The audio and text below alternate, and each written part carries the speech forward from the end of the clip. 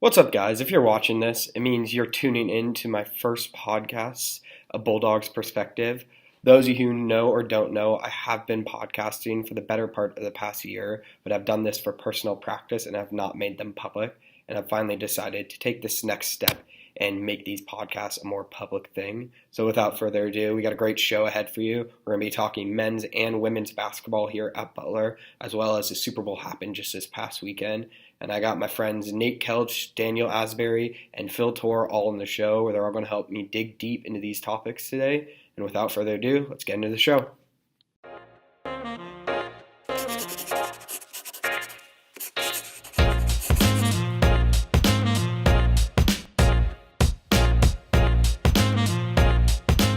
So the past weekend, Butler took on Seton Hall.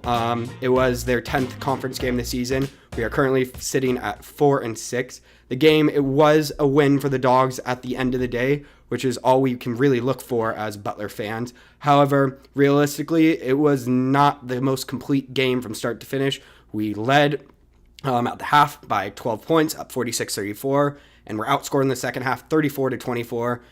And we did able to squeak out the 70-68 win, but blowing a 12-point lead never is the best look for the Dogs, definitely.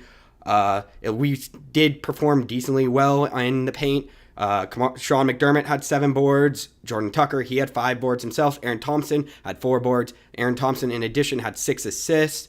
But the points just really weren't falling. Paul Jorgensen, he was 7 of 9, which was fantastic. But other than his 18 points, we only had one other Bulldog in double digits with Nate Fowler. So at the end of the day, it's kind of been this way for the Dogs all season. And that's been my biggest takeaway looking at the remaining 8 games in the season. I can sit here and say that I do not see the Bulldogs being a NCAA tournament team this year. We have played good basketball this year, and we have a lot of really good pieces out there. But at the end of the day, we can't put a complete game together. You look at the season, the body of work they have. January 2nd versus Seton Hall, we had an incredible second half push, but lost that game because we only put up 25 points in the first half. The final score of that game was 75-76, and I mean, you just aren't going to win a game when you're out, or my apologies. The final score of that game was 75-76, and I mean, at the end of the day, you're not going to win games if you are only scoring 25 points in that first half. Games against Xavier, January 13th, we had a 12-point lead with 15 minutes left in the second. We had a 10-point lead with 5 minutes left in the game, but somehow we still got outscored in those final 10 minutes, 5-15, and we blew that game against Xavier. Once again, can't put a complete game together. January 19th for St. John's, we went into that halftime with a 12-point lead. And even though, yes, we did end up being St. John's in that game, we were also outscored by St. John's 44-41 in that half.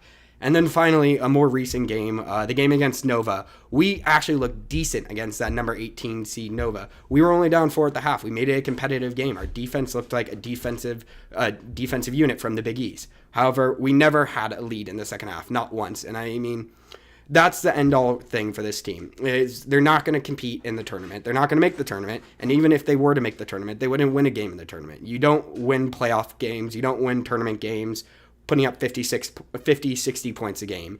Don't get me wrong, this isn't a bad Butler team we're talking about here. We have a number of really good pieces here. Aaron Thompson, I talked about him earlier.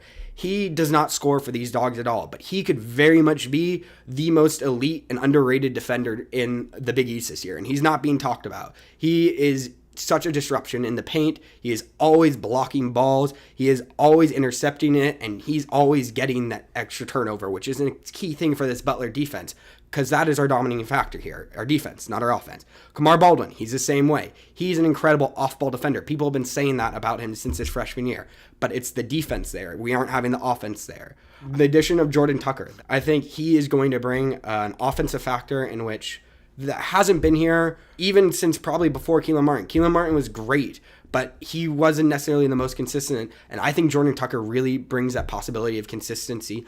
I think his biggest problem right now is he's playing a one-man basketball game, and that's not entirely his fault. That's in part due to the fact that he transferred from Duke. a year and a half ago. So given he had to sit a year and a half out, and all he's been able to play for the past year is one-on-one basketball with him and his trainers. So he's still kind of in that one-on-one mentality. But I think just with time, Jordan Tucker is really going to develop into quite the team player. And I think next season, this Bulldogs team is going to be fantastic. We have some transfers that are coming in next year. Bryce Vine, he is a big man. And I mean, I haven't seen him play a lot, but that man is going to be scary on the court next year. And Jordan Tucker is already our big man, is already being a much bigger man than I was expecting from him. And the addition of Bryce, this is going to be a much more offensive threatening team in the paint. And I mean, there's going to be factors in that paint that we haven't had in past years that is going to make both the game a much more offensive efficient and a defensively efficient game for the Bulldogs next year. But all that aside, I still don't think that we're lacking in an NCAA tournament team here on Butler's campus this year.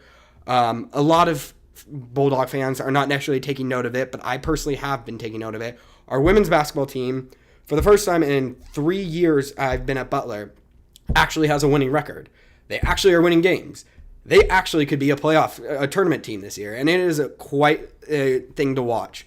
Joining me, as I said earlier, Nate Kelch. He was fortunate enough to be working alongside with the women's team all of last year, correct? Or what were you? Why don't you give a little more description of what you were doing with the women's team last year?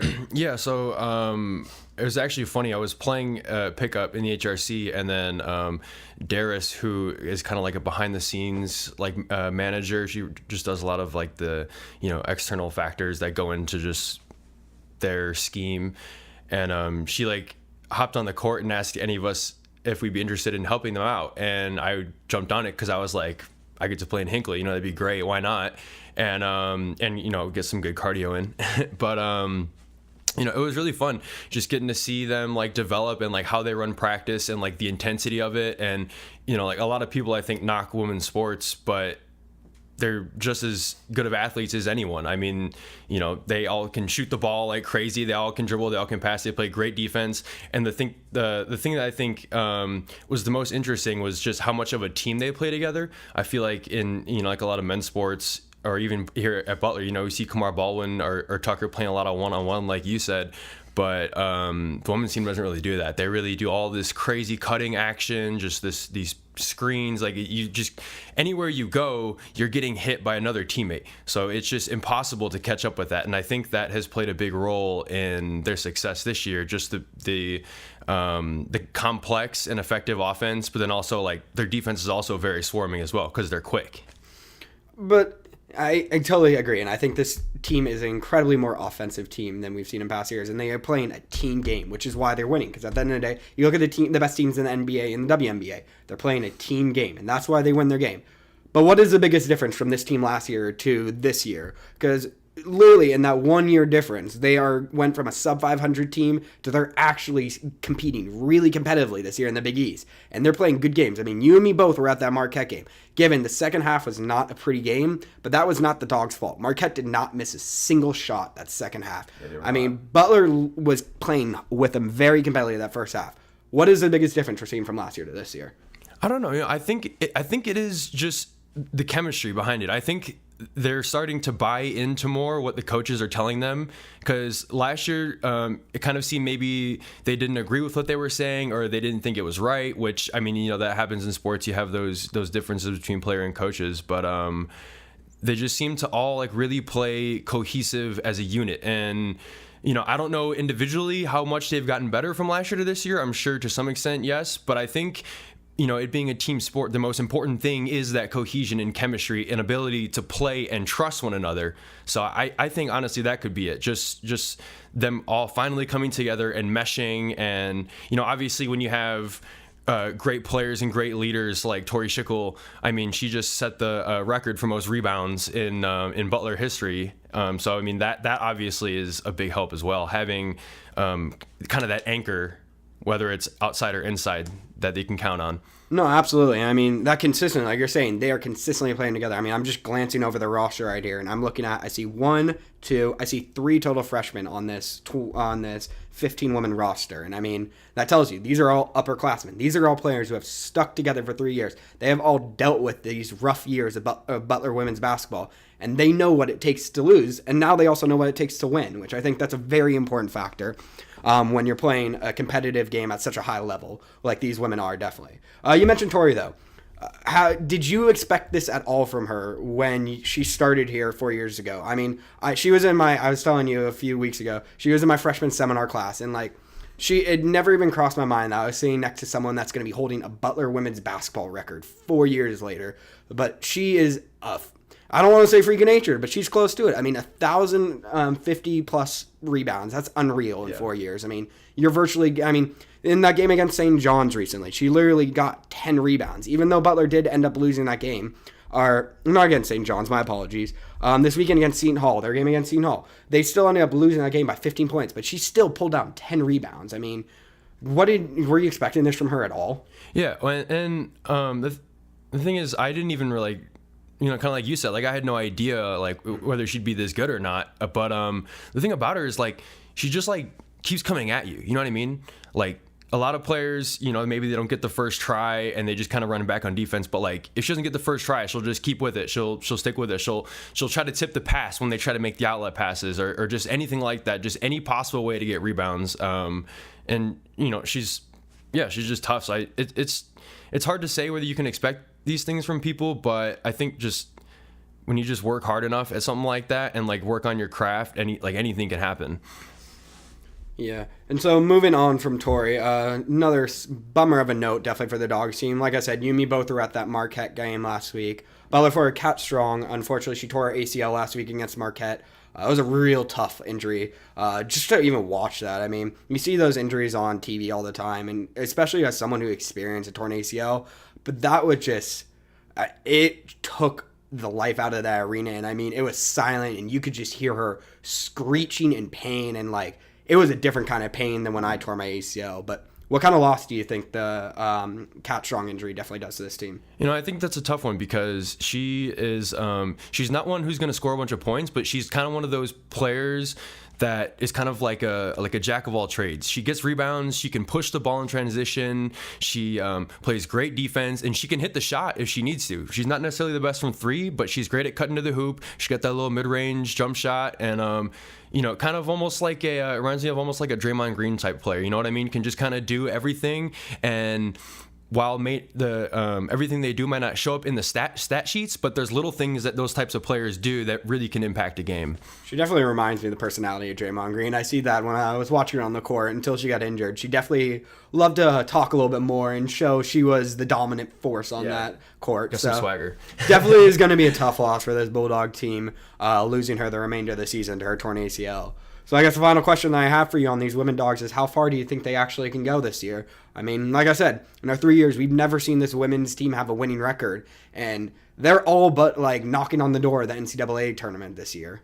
Right, and this year I think they can actually win the Big East, I think. I mean, it maybe outside of Marquette, who, the game we saw, they looked like a great and complete team, but, when you play a team twice in a season, that third game typically is just completely up for grabs. So say we meet them again in the Big East tournament somewhere, we beat them. I mean, if you win your conference, you automatically get a bid to the championship. So I think we have a good shot at winning that. And even if not, we're definitely one of the best 64 teams in the country. I definitely think we should see ourselves playing in March at some point. Yeah, absolutely. You talk about that Marquette team. I mean, like, I don't want to see that Marquette team a third time, I'll be honest. Even if we do play them a third time, I don't know if we'd have their number on that third time. That Marquette team is very legit. They very much could be in the conversation at the Final Four at the end of the day, but we'll have to see. Well, it was a pleasure. Thank you so much, Nate. I really appreciate you joining me on this first podcast.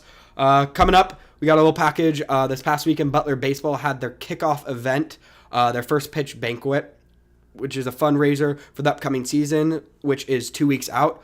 Here's a little package I put together on that. And joining me after the break, I have Dan and Phil talking Super Bowl stuff with me. So hang on, and thanks.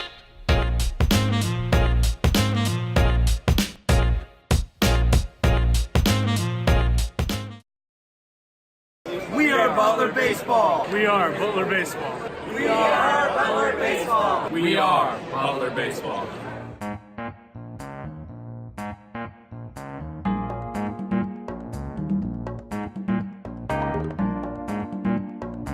I think this is a big event for us every year in terms of just kind of letting people know who we are for the season. And to my surprise, we've been successful, but it's evident to me that more people are here every year, and we get a larger showing. It just means a lot for us to raise money for our program, to spread awareness that this team's a winning team, and get people on board.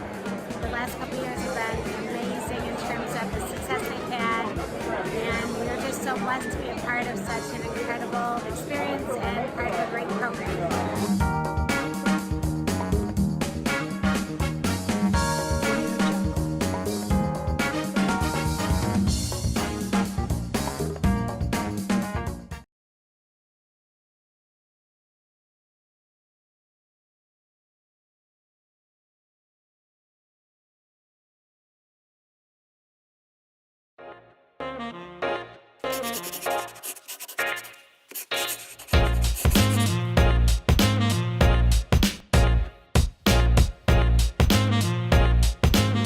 Welcome back to Bulldog's Perspective. Last night we had a not so offensive per se, but we did have a Super Bowl last night. Patriots, once again, we see them with their 6th Super Bowl championship in history, tying the Pittsburgh Steelers for most all-time in franchise in NFL history. Alongside me, like I said earlier, I have Daniel Asbury, born and raised Chicago sports fan, and we have Phil Torr as well, born and raised in Boston, a little more excited about last night's result than probably me and Dan from the Super Bowl. What are your guys' immediate reactions? How are you guys, and especially you, Phil, enjoying your Monday after the Super Bowl? Doing a lot of the same things I was doing during the game, which was sleeping, because that was just a absolutely brutal game all around. I mean, the defense did play. They played out of their minds. That's the best I've seen a Patriots defense look since probably like the 04 season, 07 season. But yeah, it was boring all around. You know, like even the defensive plays that they made, they were very lackluster. It was very kind of just a game dragged on. So I'm happy they won. I'm happy the Patriots are back in the winner's circle. I'm sure you guys aren't, but yeah, no, it's just kind of a snoozer, not a typical Patriots Super Bowl, but glad they won nonetheless. Yeah, I mean, what a shootout that was. But I mean, no, I wasn't fazed by it. My team wasn't in it, but at least I wasn't the Satan's fan in my capstone class. That's all I can say. That was a hurting one for him. Yeah, that's true. I mean, I'm glad I'm definitely not home having to deal with all my LA friends, because, I mean, no LA fan can sit here and actually say that they are a true Rams fan. I really couldn't think of what was worse, whether the New England gets another Super Bowl and then I get to hear it from Phil, or I have to hear from all the LA people, them who don't even care really about the Rams. Yeah. Really couldn't figure out which one. I mean, they were virtually giving away tickets to their season this year, but neither here nor there. Not to tarnish what the Rams did this year and how the Patriots did. I mean, yes, the game was definitely a bit of a snoozer nonetheless, but I mean, there was still a lot of positive to come out of that. I mean, I don't know what's scarier, that Rams defense or how young they look. I mean, they have both Ndamukong Suh sitting there and Aaron Donald. Plus they have Cooper Kupp and they have Todd Gurley and they have Jared Goff all sitting there very young. I mean, I don't know which is going to be more powerful or more scary over the next couple of years, their defense or their offense. I mean, any defense that holds a Patriots team in the Super Bowl to 13 points, you really should win that game. That's what it comes down to. Yeah. I mean, people forget about Dante Fowler, who played out of his mind last night, putting a lot of pressure on Tom Brady. But, I mean, this offseason is going to speak levels to how they're going to grow, because the Rams were virtually in the discussion for every single big free agent and every single trade target. Like Khalil Mack, before he got traded to the Bears, the Rams were the favorite to go get him. So if Sean McVay and that front office still has that same mindset to attack free agents, get them to LA, and kind of build up this team, they're going to be in the Super Bowl next year and hopefully a lot of years to follow. But they're good. They're very good. They're very good. And I think what's even more interesting is you talk about how this was all defense really last night. All season long we're hearing about how it's changing on the guards and it's an offensive game now. And we saw the most high-power offense against the Patriots last night, and it was a defensive game last night from start to finish. Tried and true, defense wins championships. That's what it comes down to. No, yeah. But, I mean, how do you guys see this one comparing to other Super Bowls we've seen in the past? I mean, there's so much speculation about who is really going to be in the Super Bowl, who is going to be contending for it, whether it's going to be the Chiefs or the Saints, or, I mean, even the Bears were looking good for a while. And the Eagles, we almost thought that they were going to just get right back to it. So, I mean, with a whole bunch of uncertainty, I'm almost not surprised that that's how the Super Bowl panned out. I mean, I did want to see a shootout, and that's what I expected to see. But with the kind of numbers and everything that panned out, I don't know. I mean, it seems like it was almost kind of, that was bound to happen. Yeah, even going back to last year, comparing it to the Eagles-Patriots Super Bowl, it was night and day. I think this year they set records for least amount of yards, like pretty much coming in the bottom of the bucket for pretty much all offensive stats. But last year, Tom Brady and the Patriots versus the Eagles, they went out and they threw up numbers. Brady had 505, 3 touchdowns, 41-33. So, I mean, just comparing the games, it was complete opposite. It was a complete opposite, and that's all game plan, too. You got to think Belichick went up against Mahomes last week, and he tried to kind of push the ball downfield, nickel and dime passes, converting on third downs, keeping the ball out of Mahomes' hands and keeping that explosive offense of the Chiefs off the field. That's exactly what you saw last night, too. So I think it speaks levels to how good Belichick and his coaches game plan for that. But yeah, no, it was. I just if I'm going to pick an MVP, it's not Edelman, it's not Brady, it's Bill Belichick. If they could give MVPs to coaches, he would have won. No, I mean I couldn't agree more. I mean, I'm looking over my notes here, and like the one thing that really stuck out to me about Belichick, not just last night, but this entire season, is I feel like he was kind of playing a game in the way with the NFL. I mean, after losing the Super Bowl last year, I mean, he's like Nick Saban. You can't leave a man like that with that much time just thinking about a loss of that magnitude. And like all year long, I mean, it wasn't that the Patriots were being count out in this situation, and they were never really an underdog per se. Like, they were always picked to probably win their division, but I don't feel like I was ever hearing throughout the season that they are going to the Super Bowl. They are going to win the Super Bowl. I mean, there was clear issues, like, at least it appeared with this team. I mean, there was no dominant whiteout for this team. They definitely had whiteout issues all season long, and then when they kind of started to figure it out, they lost Josh Gordon for the rest of the year, and there was definitely some issues that mounted on this team. But then at the end of the season, something just clicked, and they all of a sudden looked like the best team out there. And it just felt like Belichick was toying with the rest of the league. I mean, the Rams, the Chiefs, the Saints, even the Chargers at that point were always talked about being a Super Bowl contender. But when it came down to the end of the day, it was Belichick and Brady waiting there with the trophy. Yeah. And that's a question I was going to ask you is, so, yeah, Edelman, MVP, you said Belichick deserves it. What about Sony Michel if he gets 6 more yards, gets 100 yards in the game with a touchdown? I thought he was going to be the clear cut. I really thought there was, besides, of course, Edelman putting up the game he had. I mean, I thought Sony Michel had it in the bag, but God, you just look at the stats. Edelman popped off. Mm-hmm. What a game. Why couldn't they just give the MVP to the punters? I mean, let's be real. The true MVPs of the game. I mean, the thing about those punts where they were just pinning them deep, dude, every single time. Yeah. No, I don't think a single one got touched back. Like, they were just going back and forth in between the 10-yard. And then barely anybody had to grab the ball either. They were just rolling and didn't have to go. It was crazy. And then the Rams kicker breaking the record on that 65-yard boot. Like, oh, that was beautiful. Yeah, but, yeah, no, I mean, there was a lot of clear-cut options for MVP last night. I agree. I thought Sony Michel maybe should have been in that conversation a bit more. I mean, the only touchdown of the game at the end of the day came down to him. Yep. What do you think last night's game meant on Brady's legacy? I know you had mentioned earlier Skip Bayless had quite a hot take, which I don't think any of us would agree with. Like, it tarnishes his legacy at any bit.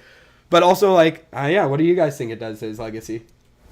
Adds another ring. Yeah. I mean, is he ever going to retire? If he just keeps winning and getting the Super Bowl, I mean, is he just ever going to retire? Do you think Kraft gives him a contract offer after last night still? How could you not? Yeah, no, he deserves everything he's got. So he's a Patriot until he decides to retire. The one thing that did scare me about last night was, if you guys remember the Panthers-Broncos Super Bowl, how Peyton Manning just threw a dud of a game. I did see like a lot of comparisons on Twitter to Brady's performance last night versus Manning's performance in that Super Bowl, and that kind of shows you how he's kind of dropped off. But I hope it's not that trend, because, I mean, Brady's season, it was another roller coaster season, ups and downs. The Patriots they had a more balanced attack, you know. In other years, they've been more pass-heavy. This year, they've been more kind of balanced with Sony Michel, Rex Burkhead, James White. But I hope this doesn't – we've all been waiting for Brady to start to decline, and I hope this isn't it. I hope this isn't the game that we start to see that slide. But And I really think that, I mean, is it going to be a type of thing where they draft a quarterback in the 4th round? Is that going to be the hint to maybe it's starting to, we're going to try to get away from Brady the next season, or what? I don't know. I was definitely looking at this year's draft class, and I definitely think definitely need to draft one as a Niner fan. I mean, we got your big boy in Garoppolo now, and so you need someone to be sitting back there for when Brady is done. Yeah. I think this might be a good year, if not this year. Absolutely, it's got to be next year. Yeah, I look for Herbert or one of those guys coming out next year, but the kid from Boise State or Patterson out of Michigan, like one of those later round guys. You can't be looking for one of the first name guys coming out, like Dawkins out of Ohio State or now Murray, as we're hearing, which we'll get to in a minute.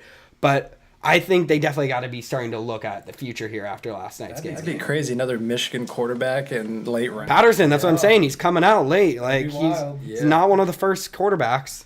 Yeah, it's all on. I mean, him, Belichick, and Kraft, or Brady, Belichick, and Kraft have to have meetings behind closed doors all the time. So I'm sure that they're very transparent, and Brady's very transparent on his plans of retirement. But he's got to let them know. So if they do draft a quarterback this or next year, you got to think, all right, it's time.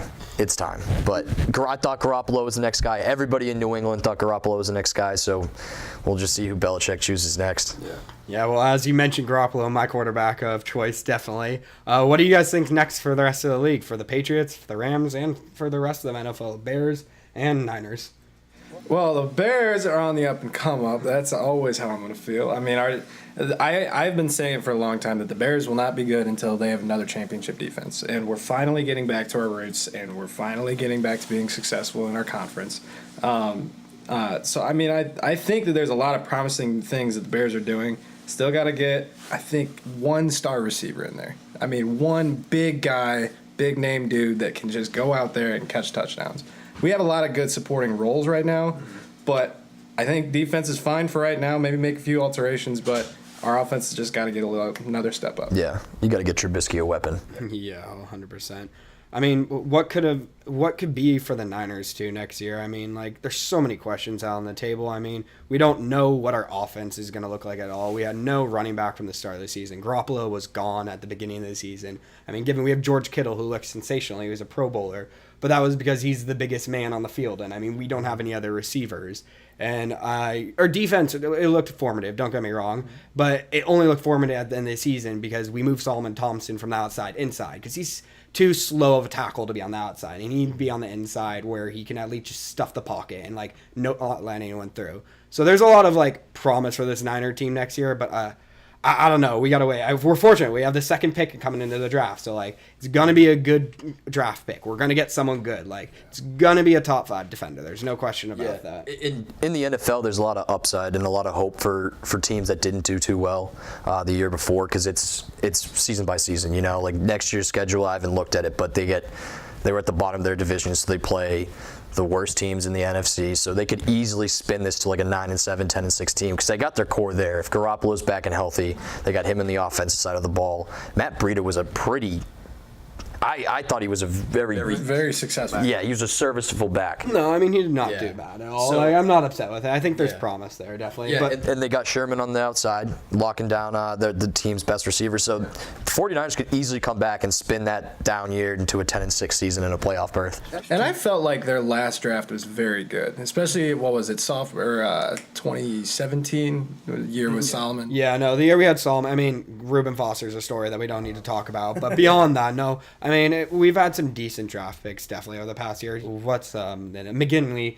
He's a sensational middle linebacker for us too. I mean, our linebacker core is pretty strong. It's that offense that there's the question marks we got to wonder about, and the fact that we got to play the Rams 2 times every year. I mean, that Rams team, I just can't get over it. It's like, plus I forgot. I mean, Cooper Kupp, he's been out like with the torn ACL. Like, imagine if he had played last night, what that Rams team really could have done. I mean, there's your Edelman. Like, they literally would have had another option. I don't know if, plus after they lost Chung last night, like, they would not have had the hands to stop that. I thought if they lost, that would have been the swing. You know, that would have been the huge momentum swing because he was laying hits on people. There was one where he just knocked Cooks right to the ground. And actually, when I saw Cooks hit the turf, I was like, oh, man, this kid's about to get knocked out of 2 Super Bowls, back-to-back years. But, yeah, that would have been a huge loss. What do you think about the Patriots next season? You think they're going to make a lot of moves with their? Gronk? I mean, so Gronk's the big question. Gronk is the big question. He's come out and said that as long as Brady's playing, he's playing. So if Brady comes back, I would love to have Gronk back. That's going to be another thing for for Kraft. And because that's a lot of money to invest on players that looked like robots. You know, they looked like put together. Yeah, and Gronk, I mean, he was just getting beat up last night again. I mean, every time he gets hit, you got to cringe a little bit, but he knows what he's doing. He's going across the middle. It's what he's good at. Yeah, I don't see a lot of Patriots moves this offseason. They got their running backs, they got their receivers. If it ain't fixed, don't. Yeah. Or if it ain't broke, don't fix it. Exactly. The only thing I could see them really moving towards is another receiver, trying to replace Gordon, because his loss was felt. You could see the impact on the field, but yeah, I think they're going to stay put for the most part of the season, get a couple good draft picks, and move on from there. And so our final thought, as you mentioned, draft pick. Kyler Murray was definitely down in Atlanta this weekend, talking to a lot of reporters, giving a lot of media some stuff to chew on about whether he's going to pick the NFL or MLB. Where do you guys think he should swing or throw his ball, I guess? But yeah, he's got that big decision. He's got to make that decision. He knows he can't play both more. I would love to see a Deion Sanders of our age, but it doesn't sound like he's going to be able to do that. I mean, coming from yourself, we're talking to 3 baseball guys right here. So I mean, for myself, baseball guy my whole life, and played football on the side, got 6 concussions. I mean, it's very clear for me. I think Kyler Murray should go to the MLB. There's a lot of promise. There's a lot of good potential for him. Just like there is on the football field, but I can't see a better decision than going. There's a lot more money to be made in the MLB than there is in the NFL. No salary cap. Yeah, I mean, the health thing is the biggest argument against it. You know, NFL players, I think the average career is like 4 seasons. It's shockingly low. Yeah. It's so MLB average career, I want to say, is like 8-9 years, something like that. I mean, and he's got to weigh it takes a couple years to get up to the league, and then he can start pretty much first game almost any team he goes with. Yeah, I mean, that's definitely the positive out of the NFL. But I mean, I think at the same time, the fact that if he's going to be promoted that quickly through the MLB, which the A's are already talking about starting him at single A from start, like, if you're going to be promoted that quickly, you know you're going to make it in the show one day, and you're going to be paid that top money. And I mean, there is no like limit to what you'd be making in the MLB. Like, I'm so curious to see what Machado or Harper's going to sign to. Yeah. Like, once they sign, the salary cap's big. I honestly think he's waiting to see what they sign for, and then once they sign, he'll make that decision to go play baseball. I think he's just toying with it. Also, he's too small for the NFL. I hate that argument. I totally agree. I hate that argument, but what is he, 5'10", 5'11"? Yeah, no, I mean, he's like... Put him in cleats, maybe scrape 6 feet, but he's just going to get battered. He's going to get beat up, and you can't rely on your speed in today's NFL. Russell Wilson's the main example of that. He does rely on his speed, and he uses his legs to get out of certain situations, but he still gets hit a lot. I mean, that is the closest comparison is Russell Wilson. I mean, if he can be that guy, then yeah, 100% he should be a quarterback in the NFL. But a lot of uncertainty. Definitely. Well, I appreciate you guys both coming on today. It was truly a pleasure talking Super Bowl once again. Congratulations, number 6 for the franchise, 3 in the last 5 years. I know that's a great Another feeling, dynasty. definitely. Another dynasty indeed. Will it ever end? Who knows? Hopefully not. Everyone, thanks for tuning into this first podcast as well. Our next one should be coming in about a week and a half, maybe 2 weeks, around the All-Star break for the NBA, as well as pitchers and catchers reporting for the MLB. Butler baseball season will be starting as well, so we'll have a lot to talk about at the next podcast. Thanks for tuning in to Bulldog's Perspective. We'll see you next time.